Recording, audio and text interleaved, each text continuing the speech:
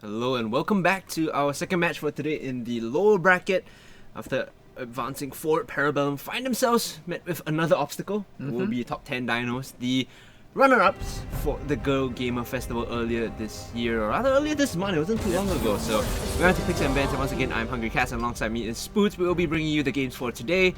It's this match, another match, and a best of 3 in the finals. So when we do have the chance, perhaps we'll try and go through the bracket. But for now, we'll focus on Picks and Bans as Kaiser is instantly locked in for the side of top 10 dinos. Yeah, guys are actually pretty strong ADC currently. We saw her yesterday, paired with Nautilus, but like I said yesterday repeatedly, I think it wasn't the best execution. Hopefully we see a better execution of Kaiser right now, but the main thing I'm going to focus on right now is that both Sejuani and Jarvan are banned.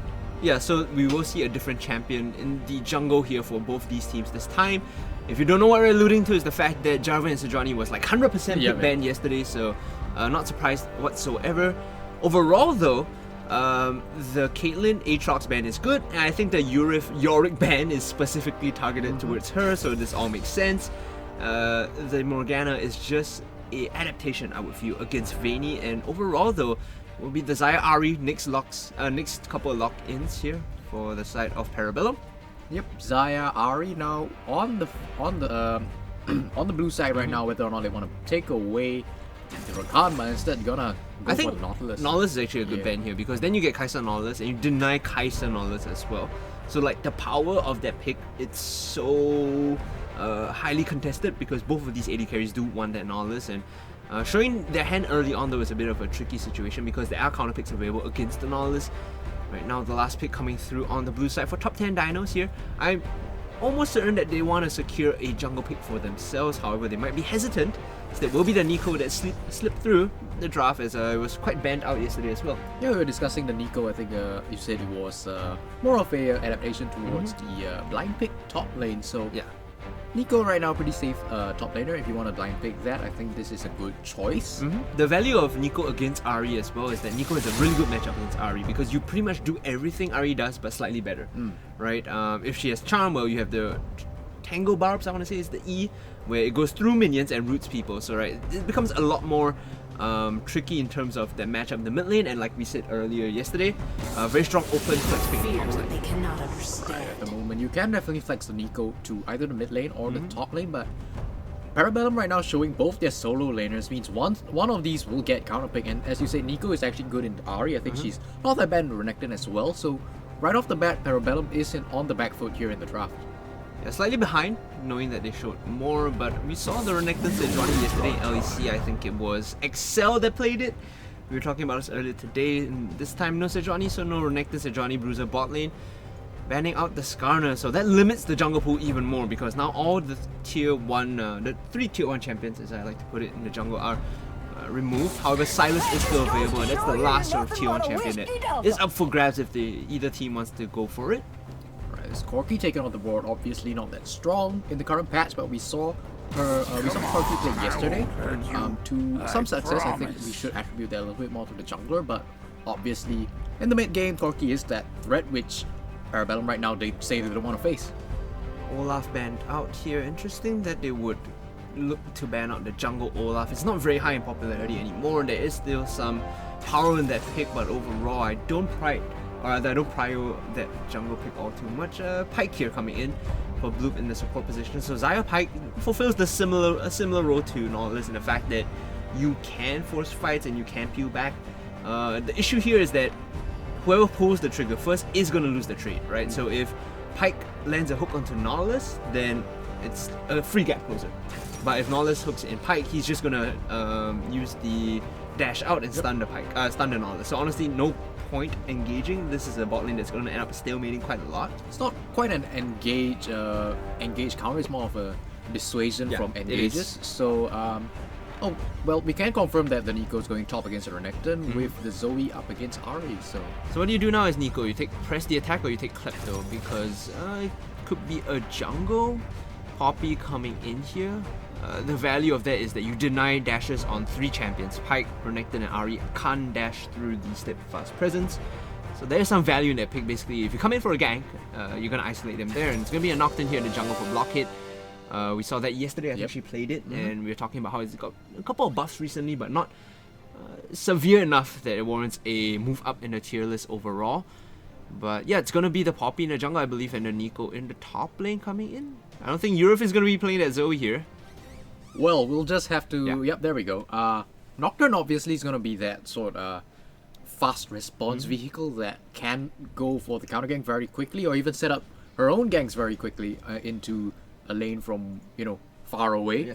So it's gonna be very impactful. Nocturne gonna see how she's gonna use that high impact ultimate to their advantage. Yeah, as I was saying earlier about this Nico Renekton, right? What do you go for here if you're Nico? I think the common build is to do PTA into attack speed, sort of like AD Nico, right? But if you're super greedy, you could still opt to go for Klepto and move towards that direction. I personally think you need press the attack to deal with Renekton in the late game.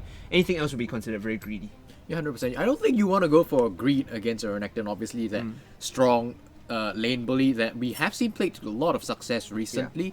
So if you're this Nico, I think you're okay just playing safe. You have the range versus melee advantage. So you just keep that, you go for a safe build, and after the laning phase, you should be able to pop up slightly more. Alternatively, you could go for Glacial Augment, but then you end up becoming like a utility champion, and you don't really see top lane Nikos playing Glacial Augment all too much, because you still need the reliable, dedicated split push answer in the form of the Nico in the late game. So it's normally the mid lane Nico that goes for Glacial. In this case, it's going to be Zoe that's going to be dealing damage in the mid lane still. Yeah, 100%. I think on the side of top 10 DINO, you're pretty okay just going for a bit of a scaling and then looking for team fights later on in the game. That should be your main primary win condition here. In fact, if you consider their composition, literally everyone has a means of applying plasma stacks for Kai'Sa, so she's going to be extremely mobile in these fights with the killer instinct, right? Now there's this additional sort of kill potential of Zoe landing a Sleepy Trouble Bubble. The moment you're asleep, snap, killer instinct in, land a Paddle Star, it's a guaranteed kill. Alright, but again, we do see Kai'Sa Nautilus.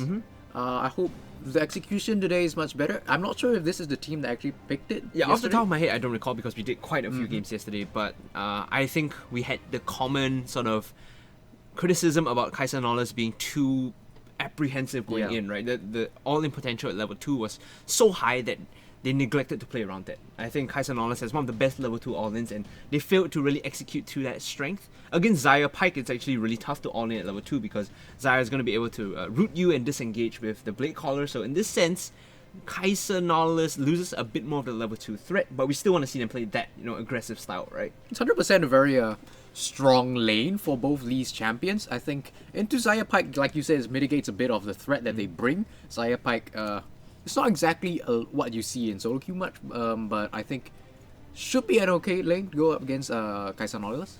The thing is, if Pyke does manage to find a miracle Bone Skewer onto Kai'Sa, the situation turns quite heavily because she doesn't have that sort of peel potential that Xayah has. If Xayah gets hooked up, right, you still have the ability to kite backwards with the Blade Caller and at least create some distance between your enemy and yourself. Kai'Sa doesn't have that potential until maybe level 6, right? Don't get me wrong, they're both very immobile AD carries, it's just that Xayah has some tools, or rather at least more tools, to peel backwards for herself. She's more self-sufficient, if you will. I also want to say Pyke has a bit more potential to go out for roams.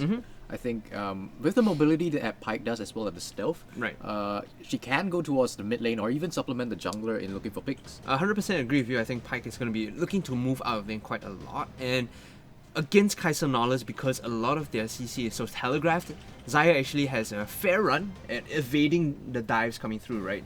Unless Nautilus straight up flashes and uses the depth charge on you, then you might be in a bit more trouble, but then that's a whole other issue. For the most part, Featherstorm should be able to get you out of trouble under turret and allow the Pyke to roam, so you can actually play defensive and soak the EXP under turret for a while.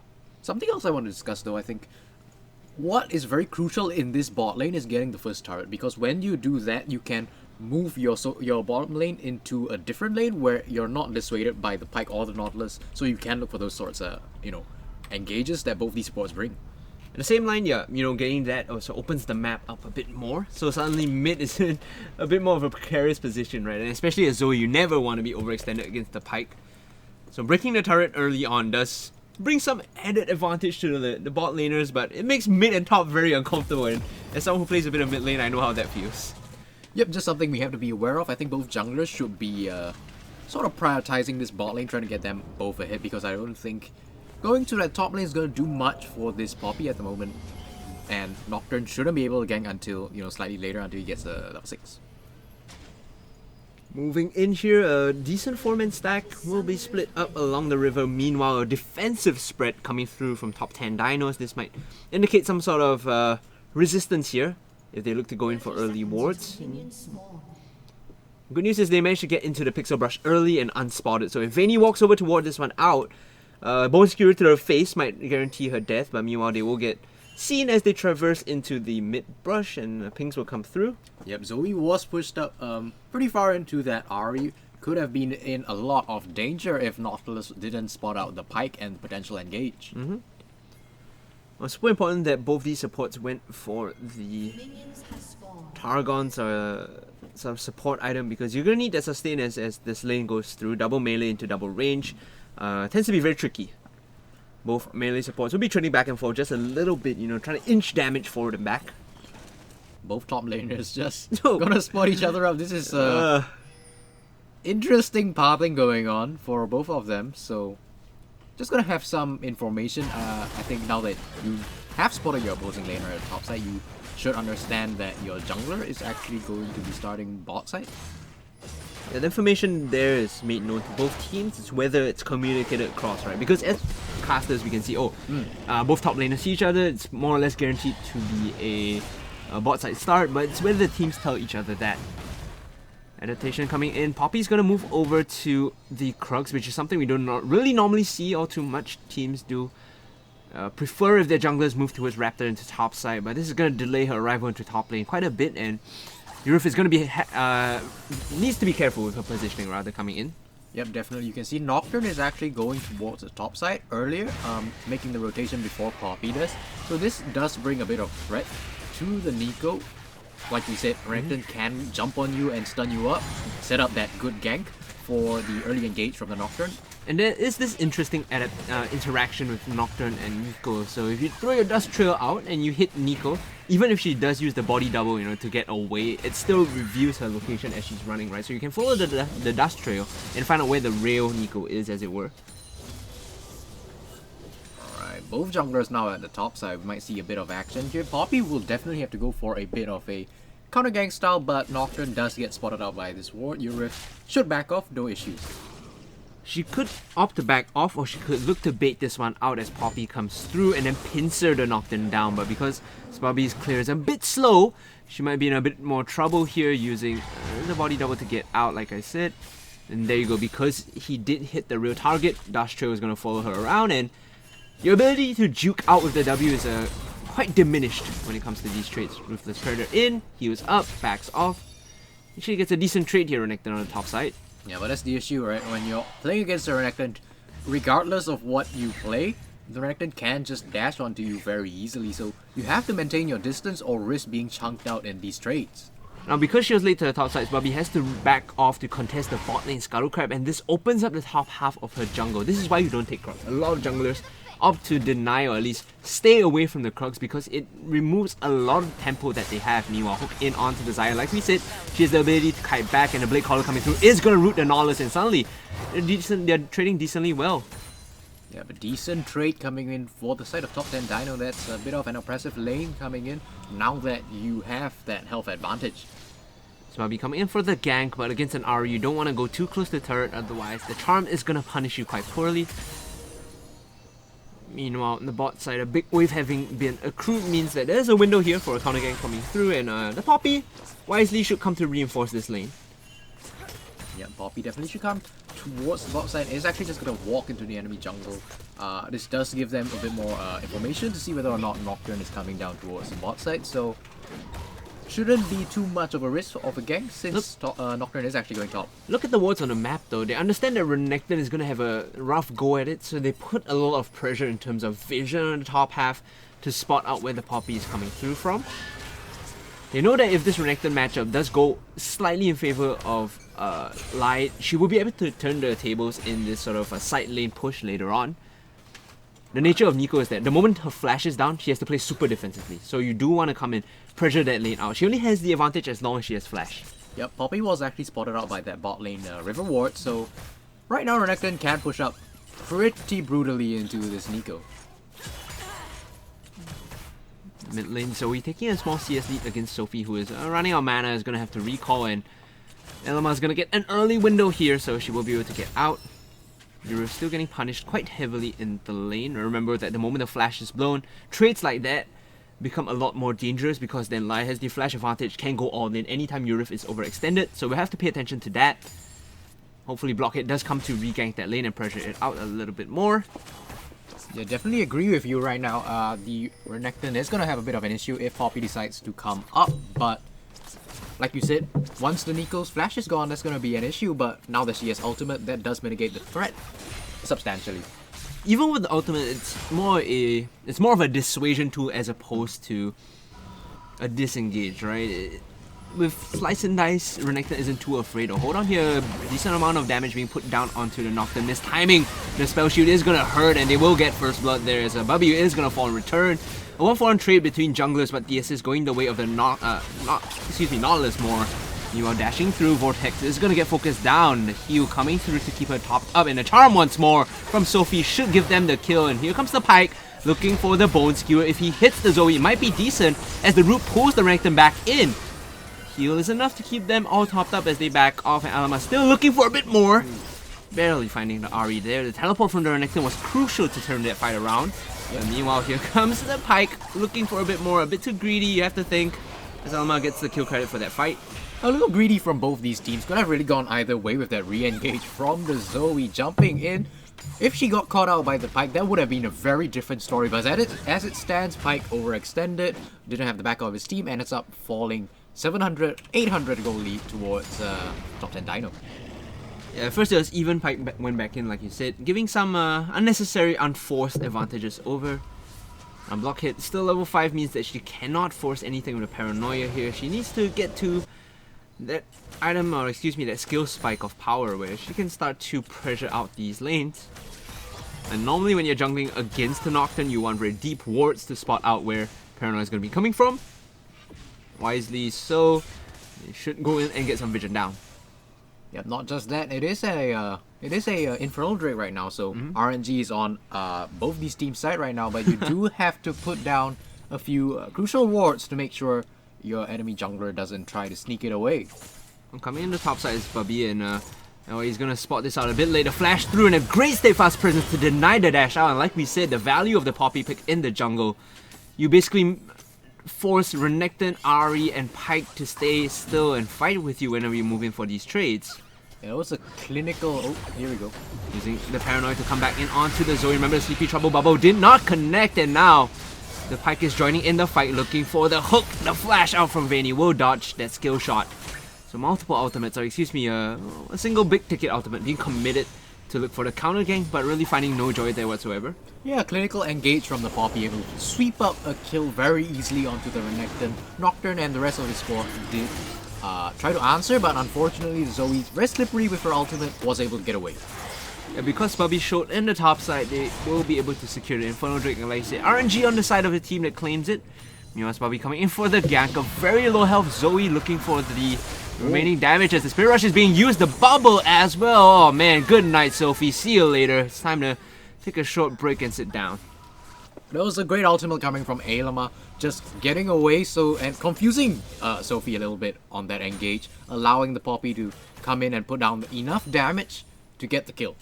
Aylama's been playing really well these couple of days. I think yesterday her performance on Corki was what allowed her team to push forward, and right now the Zoe 201 starting to pop off a little bit more, moving towards the Luden's Echo as the first item of choice. And against this Zoe, you don't really have that many tools to force and pressure her out. Sure, you have Paranoia, but by the point you commit with that, she's probably going to jump back with her portal, so we have to see how they deal with this annoying poke Zoe. Yeah, and we do begin to see the jungle mid synergy come through. Aylama knows when she is able to take these trades, when Bubby is going to be able to back her up, and does manage to find a kill for their troubles. 2-1-1, 2-1-1 and 2-0-1 is the scoreline for this mid jungle duo. Meanwhile, in the top side, Yurif just holding steady despite being slightly down in CS. She's still 300 gold ahead from the assist earlier, but the gold is in the pockets of the mid and jungle once more. Bot lane though, Xayah holding a small lead in terms of plates, I believe, or at least a kill early on rather. Yep, Pink's coming down, previously on Rift Herald, now on blue buff, so Parabellum? Yeah, no. Top 10 Dino do have information that, hey, enemies are in our top side jungle. We have to be careful, and Ailema does back off and try to find, try to grab back some of the vision control in that side of the jungle.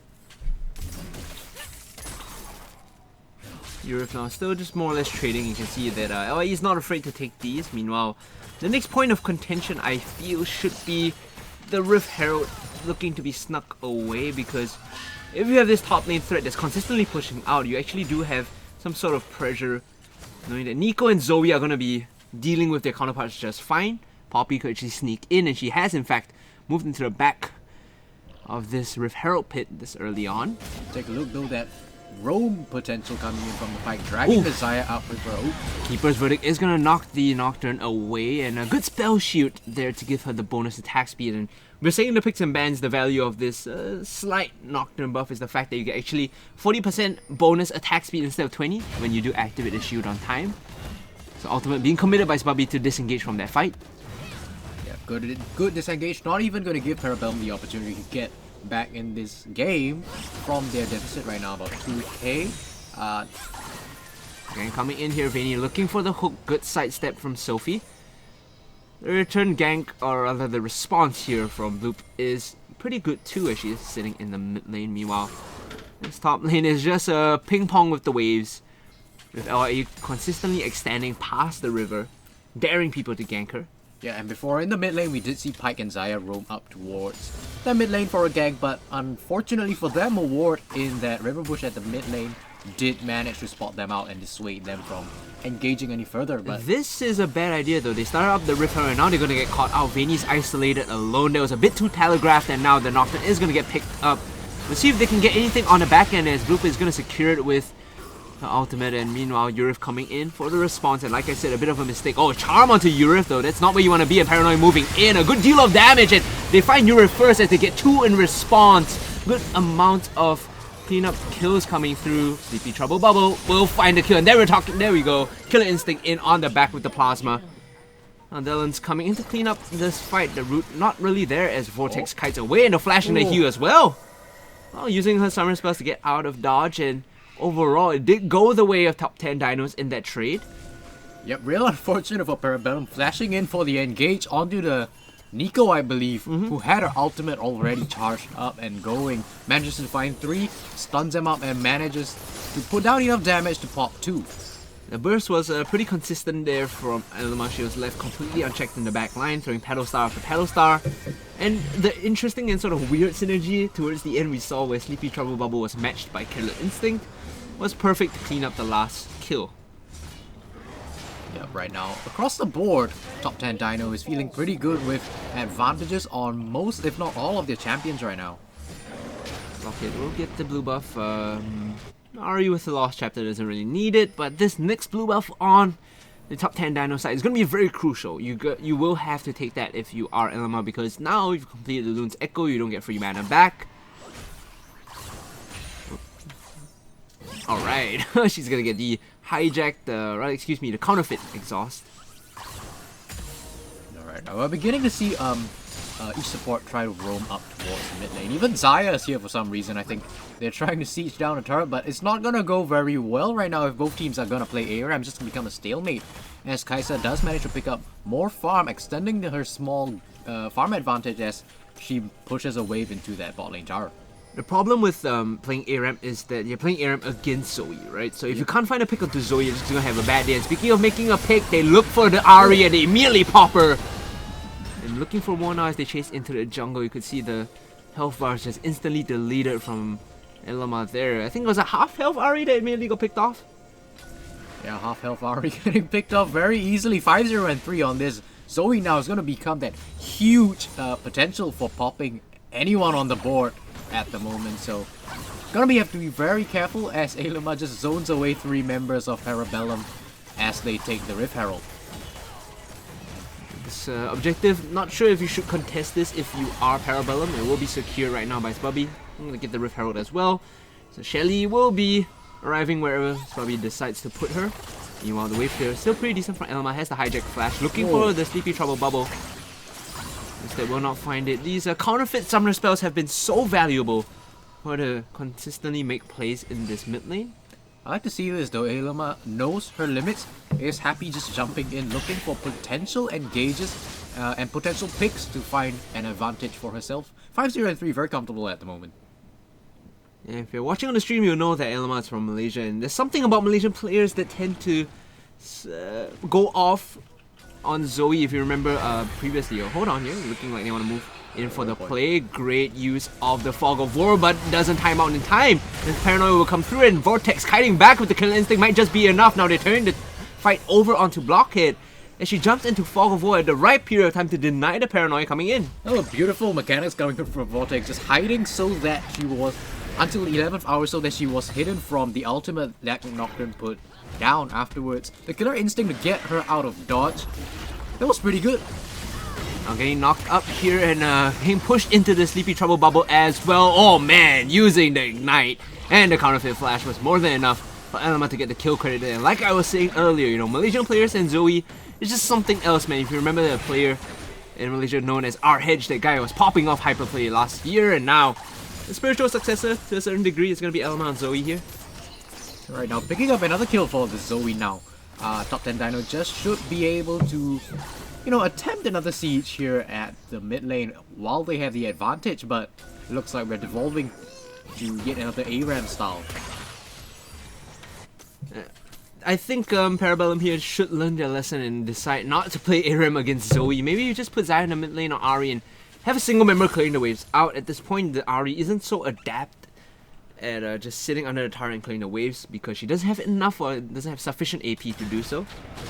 Take a look at the CS though, we have to question whether or not bringing the Xayah to the mid lane so frequently while Sophie is there as well is doing very well for Parabellumm, because the CS lead has actually extended to 20 for Kai'Sa since she has been diligently clearing the waves at this bot lane while Xayah is missing. And it's 50 for the Ahri in terms of deficits as well. Oh, bubble not gonna find its target there. And you know, right, you are true fun. The fact that Xayah has been rotating up to collect farm means that gold is being split between the mid laner as well as the AD carry. And it's not just that, you're even while you're splitting gold at the mid lane, you're losing gold to the waves crashing at your tower because you're not there to pick it up. So this, all this does is it just gives priority towards top 10 Dino here to put down some wards and get vision around the dragon. Oh, skill shots being traded, but Sophie that comes out worse for wear in that one. Charm into a bubble, but because of the amount of AP that the Zoe has, she's going to be super confident just trading against the Ahri, even under turret. Meanwhile, they're setting up traps here in this angle because Dragon is spawned and available for the taking. Traps indeed. They want to level out this Dragon. One Infernal towards Parabellumm. A Windrake Knot's going to be very crucial for top 10 Dino at the moment, but it's still a good Drake to have nonetheless. Zoe's gonna cheat out a recall as another wave crashes into Parabellumm's mid lane tower, gonna picked up by the Nocturne. And sneaking in here though is the side of Bubby. She's looking to get into the lane and maybe reinforce this gank if Nocturne decides to come in with Paranoia. This is more or less a preventive measure, as it were. Not exactly sure what's going on in this bot lane exactly. Looks like Xayah doesn't really want to go back down there, not even there to defend the tower, just free 400 gold towards top 10 Dino. I think they were super afraid though because they didn't want to sort of commit anything to that point. They knew that there's a pressure of Urif coming in, possibly if they wanted to teleport and make the play, so maybe just back off and cut your losses as they were. It's not even the backing of the Pike and the Xayah were in base for the most part as that tower went down, so just a bit of a question mark. Shouldn't be too much of a deficit as we carry on the game. I'm curious how, as the game goes on, though, whether the economy of Parabellumm is going to be able to keep up with that of top 10 Dinos, because of course you still do have the gold manufacturing machine in the form of the Pike Ultimate. You know, the death from below is going to get you back in the game, but to what extent, right? How long are you going to be able to stretch this one out, and whether you can find the picks is a whole other question. Alright, both teams now centering around the mid lane again. Parabellumm has to defend this. Yeah, looking for the all-in onto the Poppy though. This time the shield is going to keep keep the Nocturne alive. And there you go, Death from Below. Finally now artificially creating some gold and the charm back in. Actually a good decent amount of damage onto the Nocturne, who's gonna fall, and here comes Lai to join the fight. She's taking a good deal of damage too as well, as they have to back off and reset. So they trade a 1-for-1, but it was Death from Below that actually gives them more for like a 2-for-1 trade. 1-for-1 at the moment. Just gonna pick up the tower as well, so that is a lot of gold going to the side of top 10 DINO. Now 2 turrets to nil, so that's about 5k gold advantage at 20 minutes. Nothing super large, but it's still a decent size advantage nonetheless. Look at the Ocean, Cloud Drake on the back of that. So 1 Drake's a piece, but I feel like the Inferno still has more value in the late game, of course. The story is that this Zoe has just been popping off left, right, and center. 7-0 and 3 now, looking for the Morelos next. How do you deal with this frustrating poke coming in from Elma? Because we saw earlier that Blockhead went in for the dive onto the Zoe, tried to get the assassination work, but was unable to do so despite a great spell shield coming in to block the Sleepy Trouble bubble.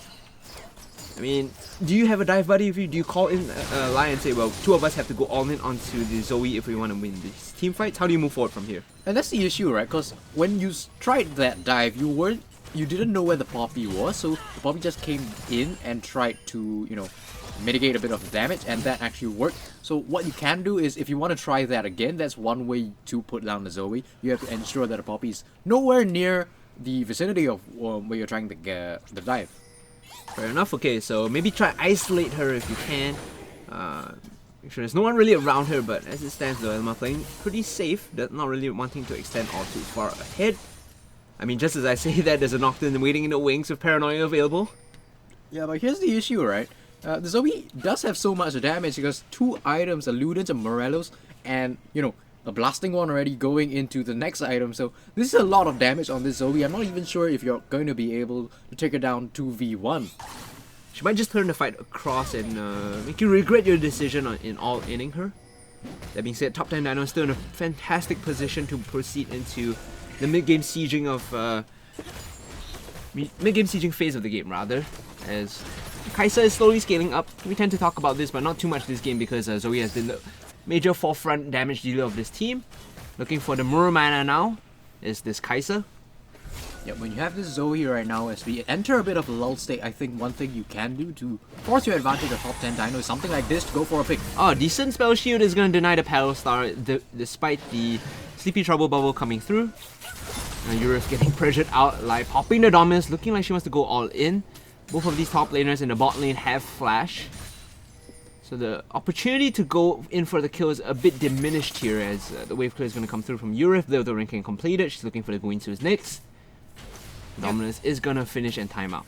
Yep, credit to Eurus right now, playing very safe against the large threat of Renekton in the lane. So we have to give a bit of credit there to the ability of this Nico to just stay alive in the lane.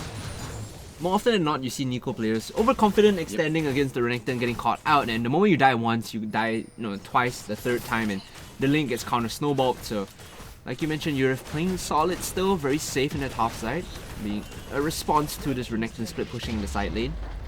And they can continue playing this 1-4 lane assignment right now because Eurus is just soaking the bot lane pressure, and meanwhile, 4 members of top 10 DINOs are just gonna run rampant around the map and try to poke people down. And here's the thing, right? What are you gonna do if you're top 10 DINO? You've already taken all tier 1 turrets across the map, so unless a major team fight breaks out, it's gonna be very difficult to continue sieging onto the tier 2s. So at this point in the game, you have to look for, where can you find the engages. You can't do a Sleepy Trouble bubble from the Zoe to find a pick. At this point, you just really have to force something one way or the other. Yeah, maybe looking for something to press the advantage, but either way in the late game, I still feel like this Kai'Sa Zoe will be able to pop up as well. These are not champions. These are not champions that diminish in value over time. They're not like assassins, right? They still have a certain amount of power when it comes to scaling up. Not to mention, Nico also building up the AD on hit. I think gonna be decently powered for the rest of the game as we go in towards the later parts of this mid game. Proxying the wave to collect it for the Ahri and using The stacks of Targon's Embrace as well.